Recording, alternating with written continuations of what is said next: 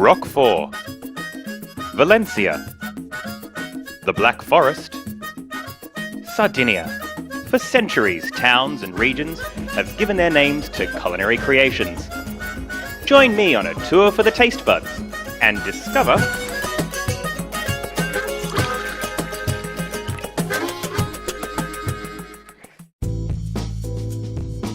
Welcome back to Jason's Tasty Places. Last week we discovered both the terrific and the terrifying creations of Modena. Our last stop in the Emilia-Romagna region is Bologna, a town of many names.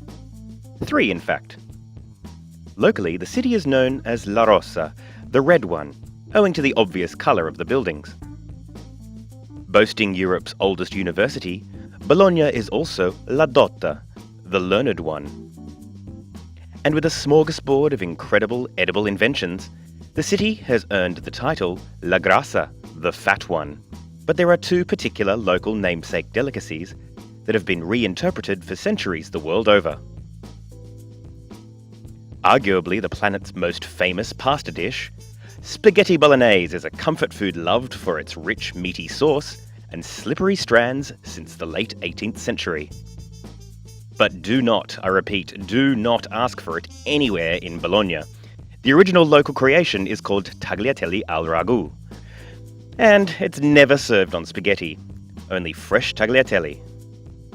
The authentic recipe calls for a simple sauce of pork, beef, prosciutto, celery, carrot, onions, red wine and stock to be slowly cooked over many hours. I visited one of Bologna's finest trattorias to try out the real deal. Well, I'm here at Trattoria da Me, and this is the original spaghetti bolognese, but you wouldn't dare call it that here. This is tagliatelle al ragù, and it looks pretty amazing. I've got some Parmigiano Reggiano crumbs here that I'm going to spread over the top of it, which is the only thing you're allowed to add. So, 10 points for authenticity. Let's give it a go. This one has been cooked for 8 hours. That's the meat part only. The pasta's been cooked for 8 seconds. Here we go.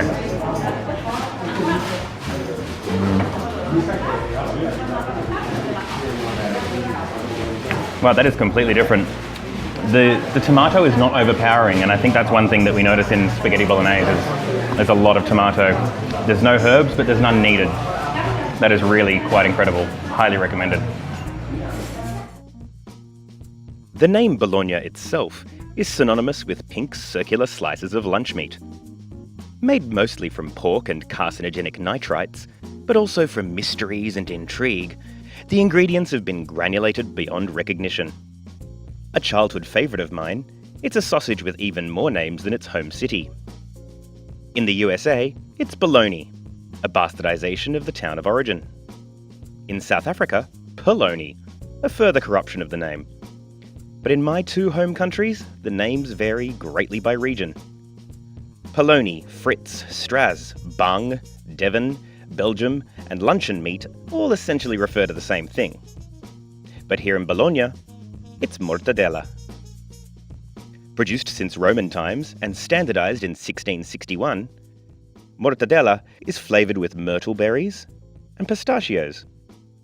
And the quality is a far cry from the pig paste I adored as a kid. I visited the fresh market to grab a few slices of nostalgia.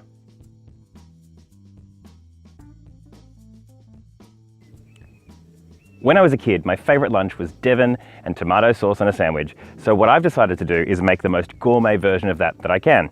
So I've started with brioche bread, and instead of margarine, which is what I used to use when I was a kid, really good quality butter. Instead of the tomato sauce, I've got a sun-dried tomato and pistachio pesto, just bought off the shelf at the supermarket. And of course, mortadella from Bologna, or Baloney, or Devon, but really good quality stuff. So let's give that a go.